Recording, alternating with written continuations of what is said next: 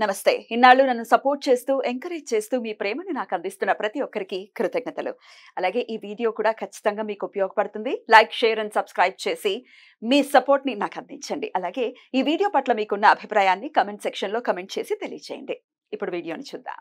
నమస్తే, welcome to our channel. నేను పద్మిని. ప్రస్తుతం మనతో పాటు ప్రముఖ astrologer, numerologist and life coach Sudha గారు ఉన్నారు. మాట్లాడదాం. సుధా గారు నమస్తే అండి. నమస్కారం పద్మిని. బాగున్నారా సుధా గారు? Fine fine. నువ్వు ఎలా ఉన్నావు? నేను బాగున్నాను.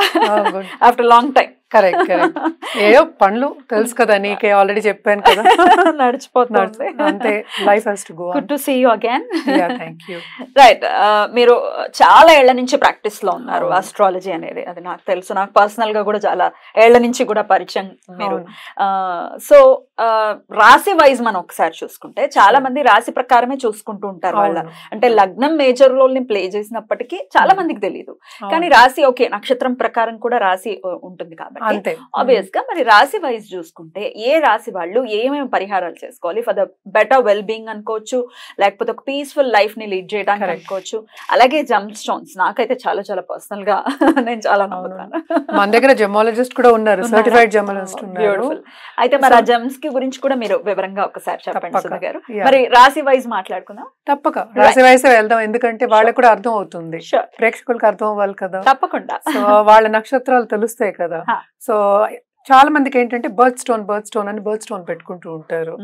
సో దాన్ని బట్టి కాకుండా మనం డిఫరెంట్ గా చూస్తాము. బట్ మాట్లాడుకోవడం ఎందుకంటే 12 రాశులే కనుక దాని గురించి మాట్లాడుకోవాలి. తప్పకుండా. రాశి వైజ్ మరి అప్పుడు చూసుకుంటే మొదటిగా మేషరాశి. ఈ మేషరాశి జాతకులు అసలు ఎలా ఉంటారు, ఏం చేసుకోవాలి, ఎట్లాంటి చిన్న చిన్న స్మార్ట్ రెమెడీస్ ఏం చేసుకుంటే పీస్ఫుల్ గా వెళ్ళిపోతుంది, అలాగే జమ్ స్టోన్, ఇవన్నీ ఒకసారి మీ ద్వారా. తప్పక. యాక్చువల్గా మేషరాశి వాళ్ళు మనకి తెలుసు, అధిపతి ఏమో కుజుడయ్యాడు. కుజగ్రహం అంటేనే తెలుసు కదా, చాలా దూసుకెళ్ళిపోదాం అనే దూకుడు ఉండే ఒక రాశి కింద తీసుకోవాలి. అండ్ ఆల్సో మనకి తెలుసు రెడ్ ప్లానెట్ అది మార్స్. అంటే రెడ్ అంటే అసలు ఏంటి, ఆగిపోతాం. ఎందుకు ఆగుతాం? Danger. So there is a plus point, minus point. అంటే ఏంటంటే ఉధృత ఎక్కువ అవుతుంది, అగ్రెసివ్నెస్ ఎక్కువ అవుతుంది అని చెప్పడానికి అనమాట. సో కోపం అనేది కొంచెం తగ్గించుకోవాలి. వీళ్ళు కోపంగా ఉంటారు, బట్ మొత్తం జాతకం పరిశీలించుకోవాలి. రాశి వారిగా మనం జనరల్ గా మాట్లాడుకుంటున్నాము.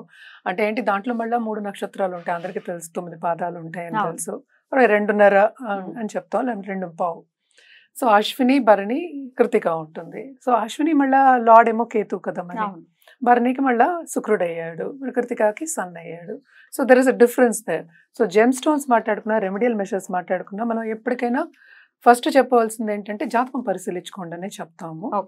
జాతకం పరిశీలించుకున్న తర్వాత మిగతా పరిస్థితి, మిగతా గ్రహస్థితి ఎలా ఉందో చూసి, ప్లస్ దశా విశేషాలు ఏమున్నాయో చూసి, దాన్ని బట్టి మనం జెమ్ స్టోన్ యూజువల్ గా ప్రిస్క్రైబ్ చేస్తాం. చెప్పడం కాదు, ప్రిస్క్రైబ్డ్. అదే అంటే ఇప్పుడు మన రాశి గురించి మాట్లాడుకుంటున్నాం కనుక, ఇప్పుడు మేషరాశికి అధిపతి కుజుడయ్యాడు. సో కుజగ్రహం ఎలా ఉంటుంది అనేది మాట్లాడుకుంటాం. అంటే వాళ్ళకి కొన్ని క్యారెక్టరిస్టిక్స్ అట్లా ఉంటాయి. సో నంబర్ 9 మనం చెప్పుకోవాలి. దీనికి 9 మార్క్స్ కి ఎక్కువ చెప్పుకుంటూ ఉంటాం, రెడ్ కలర్ చెప్పుకుంటూ ఉంటాం. వీళ్ళకి అదే ఉధృత ఎక్కువగా ఉంటుంది. అట్ ద సేమ్ టైం అంటే కమాండింగ్ నేచర్ ఎక్కువ ఉంటుంది వీళ్ళకి అని చెప్పుకోవాలి. అది ఆడవాళ్ళు అవ్వచ్చు, మగవాళ్ళు అవ్వచ్చు. కానీ మిగతా ప్లానెట్స్ కూడా చూసుకోవాలి కదా, ఎందుకంటే ఒక ప్లానెట్ అనేది ఏం చేయగలదు, ఏం చేయలేదు. సో ఒక 4 కలిస్తే గానీ ఒక యోగం అనేది ఏర్పడదు. ఇప్పుడు మనమైనా సరే ఒక్కళ్ళం కూర్చొని ఏం చేస్తాం, గోడలు చూస్తూ కూర్చోవాలి. ఇంకోళ్ళు ఉంటే మాట్లాడడం, ఒక ఇంటరాక్షన్ అనేది ఉంటుంది. ఆ ఇంటరాక్షన్ అయినప్పుడు ఏంటంటే కొన్ని మారుతూ ఉంటాయి. సో మారినప్పుడు మిగతా అన్ని కూడా మారిపోతాయి, రెమెడియల్ మెషర్స్ కూడా మారుతాయి. కానీ జనరల్ గా మాట్లాడుకోవాలంటే మనం కూరలు ఇస్తాం. అంటే ఏంటి, పగడం ఇస్తాం. కానీ ఎంత క్యారెట్స్ వేసుకోవాలి, ఎలా వేసుకోవాలి, ఏ మెటల్లో వేసుకోవాలి, ఏ ఉంగరానికి వేసుకోవాలి, ఎప్పుడు వేసుకోవాలి, ఇవి మోస్ట్ ఇంపార్టెంట్. అలాగే ఏంటంటే బర్త్ స్టోన్, చాలా మందికి ఏంటంటే కన్ఫ్యూషన్ ఉంటుంది. ఏం కన్ఫ్యూషన్? ఇప్పుడు అశ్వినిలో పుట్టారు అనుకుందాం, ఇట్స్ ఓన్లీ అన్ ఎగ్జాంపుల్. కానీ రాశి మాత్రం ఏంటి, రాశికి అధిపతి ఏమో మార్స్. ఇందాక నేను చెప్పినట్టు కేతు అధిపతి. సో అక్కడ మారిపోతుంది. మళ్ళా కేతుకి మనం ఏంటి, క్యాట్స్ అయితే వైడూర్యం చెప్తాం. సో మళ్ళా యొక్క దశ విశేషాలు ఉంటే ఇంకో వేరేలా వస్తుంది. బట్ జనరల్ గా చెప్పుకోవాలంటే మనం కూరలు చెప్తాం, మోర్ దాన్ 3 క్యారెట్స్ వేసుకోవాలని చెప్తాం. అది గోల్డ్ లో సెట్ చేసుకోవాలా, సిల్వర్ లో సెట్ చేసుకోవాలా, లేకపోతే దాంతో పాటు మనం ఇంకేదైనా వేసుకోవచ్చా. అంటే ఏంటి, కొంతమంది పర్ల్స్ ఇస్తారు, పచ్చలు ఇస్తారు దాంతో పాటు. సో ఇవన్నీ ఏంటంటే దశా విశేషాలు కానీ పీరియడ్ బట్టి వస్తూ ఉంటుంది. సో ఇవన్నీ చేసుకోవచ్చు. కానీ ఫస్ట్ అందుకనే అందరికీ చెప్పేది ఏంటంటే, ఎన్ని ఛానల్స్ లో చేసినా ఫస్ట్ నేను అదే చెప్తా, నా ఛానల్లో కూడా ఫస్ట్ మీరు జాతకం పరిశీలించుకోవాలి. డెఫినెట్లీ. ఎందుకంటే ఏదో వేసేసుకున్నాం అని కాదు కదా. ఎందుకు వేసుకుంటారు జెమ్ స్టోన్స్? వేసుకునేది పైకి వెళ్ళడానికి, అంటే ఒకటి సాధించడానికి, లైఫ్లో నాకు ఇది కావాలి అనుకున్నవాడిని సాధించడానికి, ఉన్నత స్థాయికి వెళ్ళడానికి, లైఫ్ బాగుండడానికి, నువ్వు అన్నట్టు పీస్ఫుల్గా ఉండడానికి. ఏదైనా పీస్ ఎప్పుడు వస్తుంది మనకి? గోల్ సాధించినప్పుడు. నేను ఈ గోల్ సాధిస్తున్నాను, నేను పైకి వెళ్తున్నాను అన్నప్పుడు మనకి ఒక తృప్తి ఉంటుంది. అదే కదా పీస్ఫుల్నెస్. డెఫినెట్లీ. సో దాంతో పాటు మనకి రిలేషన్షిప్స్ కూడా వెరీ ఇంపార్టెంట్. అందుకే మార్స్కి ఎప్పుడు మన రిలేషన్షిప్స్ కూడా చెప్తూ ఉంటాం, అంటే దాంపత్య జీవితం ఎక్కువ చెప్తూ ఉంటాం. అలాగే ఏంటంటే ఇప్పుడు ఎంఎన్సీస్ అయిపోయాయి, సో అందరూ పార్ట్నర్స్ కింద తీసుకోవాలి మనం. పెద్ద పెద్ద ఎంఎన్సీస్ కదా, ఇదివరకు అయితే గవర్నమెంట్ ఆఫీసర్స్ ఒక 50 మంది 100 మందితో ఆపేయచ్చు. ఇప్పుడు పెద్ద పెద్ద ఎంఎన్సీస్ అంటే ఒక డిపార్ట్మెంట్లోనే 1000 మంది పైన ఉంటారు. సో అందరితో బాగుండాలి రిలేషన్షిప్స్. అంటే వీళ్ళకి ఆల్రెడీ కూడా కుజుడే ప్లే చేస్తాడా? ఎక్కువ రిలేషన్షిప్ కి మనం కుజుడే చెప్తాం అనమాట. నాట్ ఓన్లీ కుజుడు, ఇట్స్ అనే కాంబినేషన్. ఇందాక చెప్పినట్టు అది యోగాలు అని చెప్తూ ఉన్నాను కదా. సో వేరేవన్నీ కూడా it comes in to place. But కుజుడికి ఏంటంటే మోస్ట్లీ దాంపత్య జీవితం, ఎస్పెషల్లీ లేడీస్ కి చెప్తాం. అందుకనే మనకి మంగళసూత్రాలు కూడా వేసేవారు, పగడాలు వేస్తారు. ఎందుకని? రెండు ఫ్యామిలీస్ ని కలిపేది ఎవరు అక్కడ? ఒక లేడీ ఆఫ్ ద హౌసే కదా. సో అందుకోసం పగడం వేసేవాళ్ళు అనమాట. ఇప్పటికీ ఆచారం జరుగుతోంది అది. అలాగే పర్ల్స్ కూడా వేస్తారు, ఎందుకంటే చల్లని చూపు ఉండాలి అని చెప్పేసి, అంటే సంతోషంగా ఉండాలి, అంటే బ్లెస్సింగ్స్ ఉండాలి అన్నట్టు వేస్తూ ఉంటారు. ఆ అమ్మాయి కూడా మానసికంగా ప్రశాంతంగా ఉంటేనే కదా ఇల్లు ప్రశాంతంగా ఉంటుంది. అంతే కదా, ఇల్లు ప్రశాంతంగా ఉంటేనే బయటకు వెళ్ళి చేయగలం. దానికి అన్నిటికీ ఏంటంటే లంకీలు ఉంటాయి, మన లంకి బిందులు అంటాం, అలాగా లంకీలు ఉంటూ ఉంటాయి. Everything is linked. ఎందుకంటే ఇంట్లో సరిగా లేకపోతే ఆ కోపం బయట చూపిస్తాం, కోపతాపాలు. ఎందుకంటే లైఫ్ కోచింగ్ కూడా చేస్తారు కదా, చాలా మంది ఇదే ప్రశ్నలు వేస్తూ ఉంటారు. ఎక్కడో ఉన్న కోపాన్ని ఎక్కడో చూపిస్తూ ఉంటారు, మిస్ప్లేస్డ్ యాంగర్ అంటాం. సో అది కుజుడికి బేసిక్ గానే రెడ్ ప్లానెట్, అదే కదా మాట్లాడుకుంటున్నాం.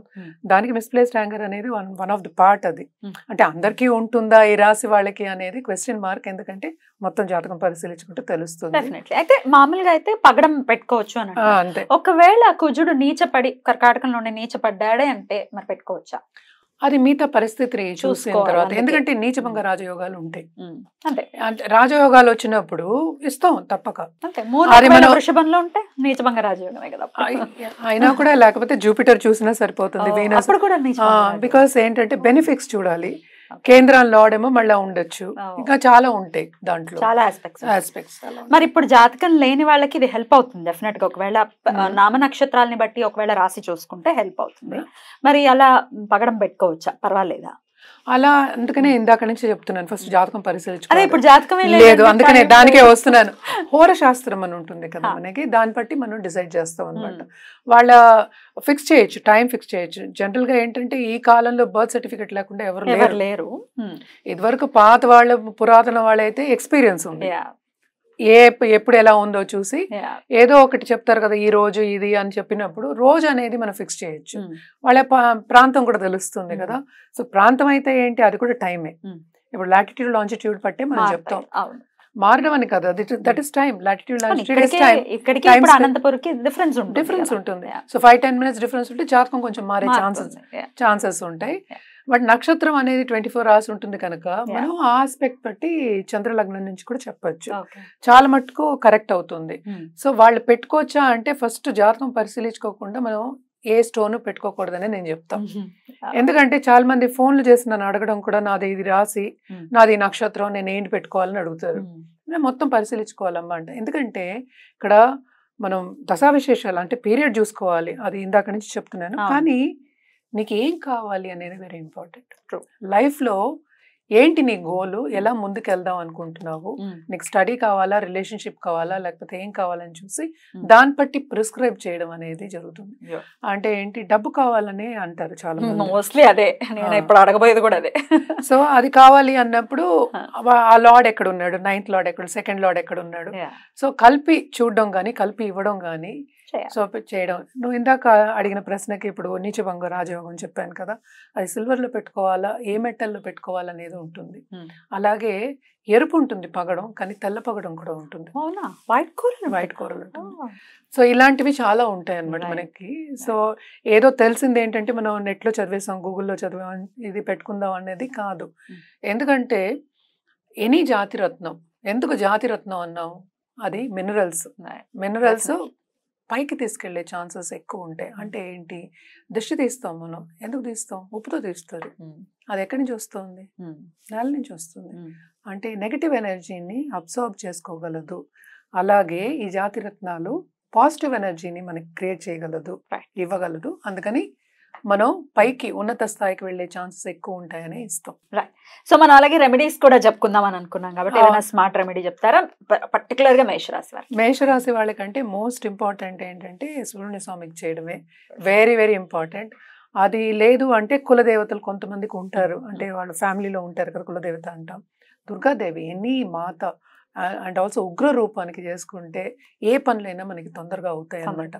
అండ్ రెడ్ పువ్వులతో మనం చేసుకుంటే కనుక ఇంకా బాగుంటుంది వీళ్ళకి. బ్యూటిఫుల్. ఇట్లాంటి స్మార్ట్ రెమెడీస్ ని ఫాలో చేసుకుని డెఫినెట్ గా ఒకసారి కన్సల్ట్ చేసి అది మనకి పడుతుందా లేదా అనేది తెలుసుకుని పెట్టుకుంటే ఇంకొంచెం బెటర్ రిజల్ట్స్ ఉంటాయని చెప్పి కరెక్ట్. బ్యూటిఫుల్ గా ఎక్స్ప్లెయిన్ చేశారండి. Thank you so much. ఇక నెక్స్ట్ ఎపిసోడ్ లో వృషభ రాశి గురించి మాట్లాడుకుందాం. Thank you. నమస్తే. నమస్కారం.